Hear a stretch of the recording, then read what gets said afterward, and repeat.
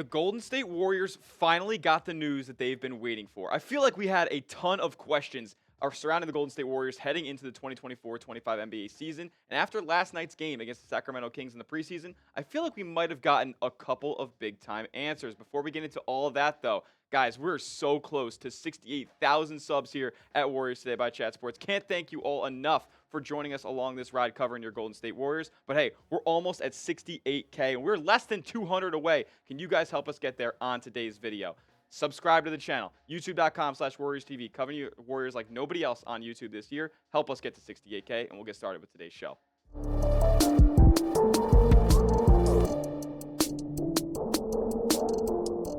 What's going on, Dub Nation? You're watching Warriors Today by Chat Sports. I am your host, Tyler Smith, and Golden State, a solid showing in preseason game number 2 against the Sacramento Kings, winning 122-112. And this was a game where the Warriors had a three-point barrage. And that's honestly the first thing that we've gotten the answer to as to what we're going to see from this Golden State Warriors team this year. And it's the fact that they can shoot, and they can shoot a lot. Remember, over the offseason, what Steve Kerr told the media was that Golden State was going to be a high-volume three-point team. That is what has success in today's NBA. We just saw the Boston Celtics win a championship with it, and Steve Kerr wants to implore his roster, who is really, honestly, deep with three-point shooters, to let that thing fly at a super high clip. And if you look at the teams who led the NBA in three-point attempts last year, actually Golden State wasn't too far from the top at number 4, but what's the common theme between these two teams up at number 1 and number 2? Oh, yeah, they made the NBA Finals. Now, the common theme between these two teams is that they had a lot of high three-point percentage, but they were in the play-in tournament. The difference between the top 2 and 3 and 4 is that these two were looked at as some of the best defensive teams in the NBA. But Steve Kerr did say he wanted to pride this Warriors team on team defense. So we'll see if that materializes. But we're focused on shooting right now. Steve Kerr wants to be a high-variance three-point shooting team. Well, last night, they were about as high variance as they've ever been in the franchise's history, hitting 28 three-pointers. The franchise record was 27 previously. This is in a preseason game. I know there's not a ton of defense being played. I know you're playing the Sacramento Kings, but this is insane, and this is something that I'm looking for the Golden State Warriors to be doing all season long, being one of the highest volume three-point shooting teams in the NBA. And it wasn't just off the catch. I mean, 10 different Warriors hit a three-pointer last night. Now, that's not going to occur every single game. You're not going to be playing everybody on the entire roster, but for what we can expect from some of the top guys here, Buddy Hield, 6 for 7. The man was lights out. He was perfect before missing his last attempt. Jonathan Kuminga, whoa, clap it up for Kaminga. Can't wait to see that more on this season. I mean, the efficiency from Kaminga needs to improve, and he's showing us step-by-step, preseason game by preseason game, that he's trying to be that catch-and-shoot threat. D'Anthony Melton is going to be a great guy from 3. We know what Steph provides. Lindy Waters even got some more triples up last night. Didn't see action until the second half. Hopefully we see more first-half action for Lindy Waters as the preseason rolls on. And then the rest of the cats, making 2, 1, 3-pointers last night were very solid. Look at Draymond 2 for 3 as well, seeing the big man be efficient. I love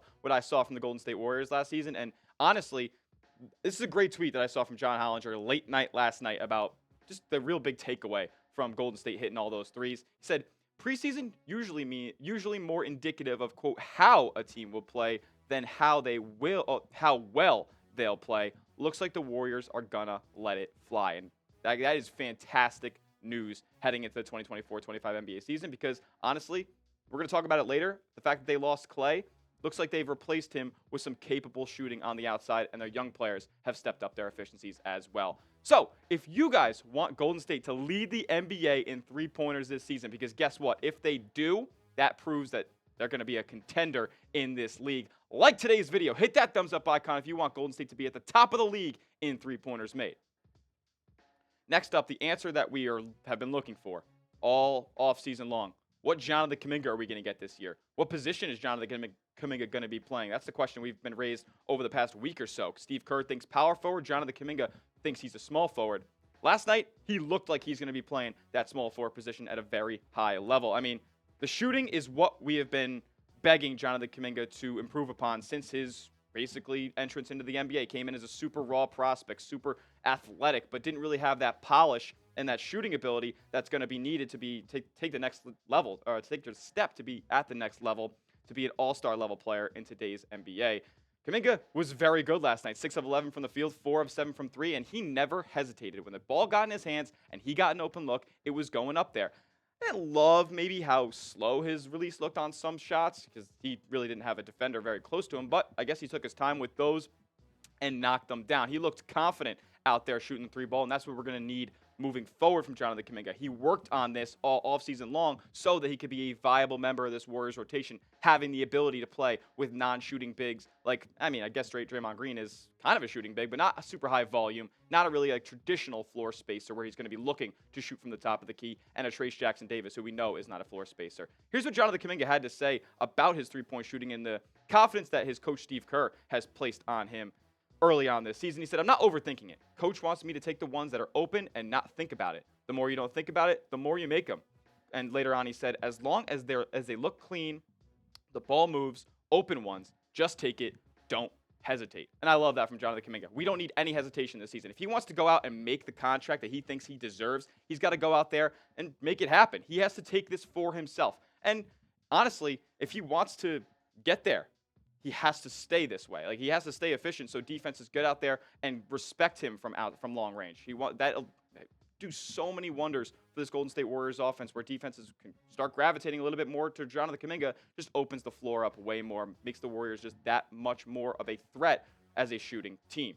But Jonathan Kuminga shot about 32% from three last year. That's going to need to make a big uptick if he wants to be a valuable member of the Golden State Warriors. So, what do you guys think? Jonathan Kuminga to shoot 36.5%. It's about league average from three-point percentage. Type O for over, type U for under. Let me know down in the comments section what you guys think Jonathan Kuminga is going to shoot this year.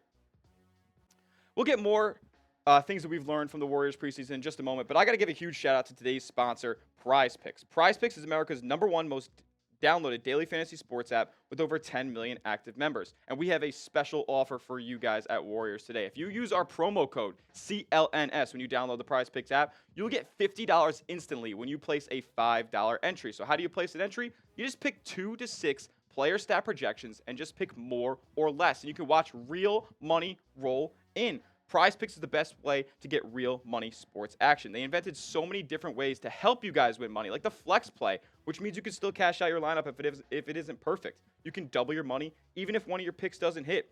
They also have celebrities playing Prize Picks like Drewski, Joe Budden, MMA champ Sean O'Malley. You can find their plays under the community plays in the promos tab on the app to view entries from some of the biggest names in the Prize Picks community this week. Sign up today and get $50 instantly when you play $5. You don't even need to win to receive the $50 bonus. It's guaranteed. Prize Picks. Run your game. The next thing we learned, the thing we've gotten an answer to as Brandin Podziemski is heading into year 2, is that he has the feel of a veteran, man. He looks like a vet out there. Looks like a guy who has real command of playing basketball when he has the ball in his hands. And that's a fantastic thing for Golden State because we know that they have invested a ton in Brandin Podziemski.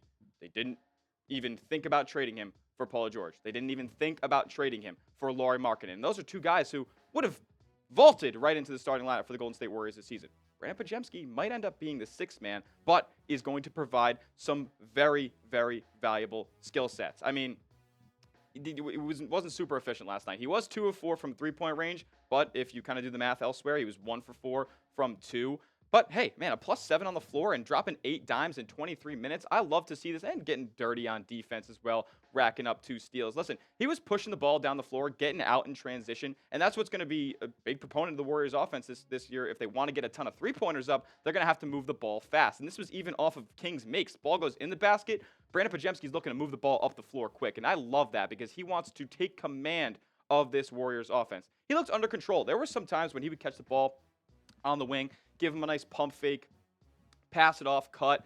He just looked like he knew what was going on. And that's something that Steve Kerr, the coaching staff, is going to take crazy value in because they want guys who are going to know the system. They want guys who are playing smart. They want guys who make the right decisions. And Brandin Podziemski looks like he's doing that so far this year.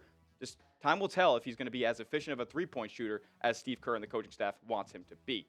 Let me know down in the comments, though. What do you guys think Brandin Podziemski is going to put up from the lines this season? Predict his stats for the 2024-25 campaign down below in the comments section. I'm trying to hear from Dub Nation on what they think of pods. And lastly, and honestly could be the most important part of this Warriors roster, is the free agent additions that they made over the summer to try to replace Klay Thompson. I know Klay leaves for Dallas, and we knew going into this summer that was going to be a real possibility, and it was going to be very tough to replace him if he did want to leave. But the Warriors found a little bit of a Moneyball-esque way to replace Klay Thompson in the aggregate in the form of these two elite role players, in my opinion, Buddy Hield and De'Anthony Melton. I mean, look what Buddy did from the field last night. Scorching hot. And I mean, these weren't off of just catch and shoots. He was running off of screens. He was curling to the wing. He was getting himself open, and that resulted in a ton of open looks for Buddy Hield. Plus 13 on the night. Absolutely on fire. De'Anthony Melton had a solid outing as well. 4 for 9 from 3. If he's going to get up a ton of those every single night, I'm honestly game for that. Only a +2 on the floor, but man, what De'Anthony Melton can provide for you on both offense and defense is something that the Warriors are really going to value this upcoming season. And honestly, going back to Buddy Hield, like I said, with him, constantly moving, finding himself tons of open looks last night, he fits this offense like a glove. And I'm very excited for what Buddy Hield is going to provide this year. I think he's going to be in the realm of 15 points per game on 40% shooting. And if that's something that the Warriors are going to get on a nightly basis, then this team is going to be in the playoff mix come the spring. Like, I'm very excited for Buddy Hield to be shooting that pill for Golden State. And I know I'm saying all that about Buddy Hield, but at the same time, De'Anthony Melton looks to be the starting shooting guard next to Steph Curry. The coaching staff loves the pairing of him and Steph Curry in the backcourt, the ability for those two to switch, and De'Anthony Melton to maybe take the top guard, the lead guard on the opposing team. And for a Warriors team playing in the West with a lot of elite scoring guards, like even De'Aaron Fox, who you played last night, De'Anthony Melton, it is imperative that he plays elite defense next to Steph, so this Warriors offense can flourish with 30 at the helm.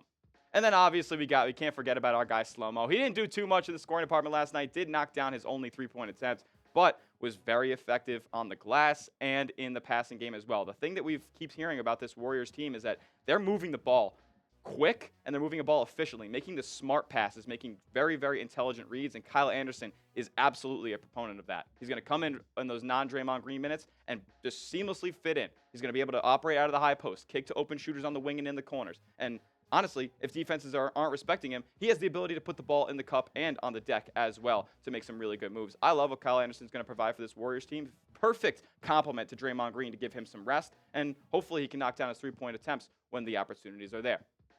So with that said, I just talked about the free agent additions of Golden State, and honestly, I'm excited for all three of these guys. But who do you think is going to make the biggest impact on this Warriors roster this season? If it's Buddy Hield, give me a BH down in the comment section. If it's De'Anthony Melton, throw a DM down below. And if it's Kyle Anderson, throw me a KA or comment slow-mo, whatever you guys please down in the comment section.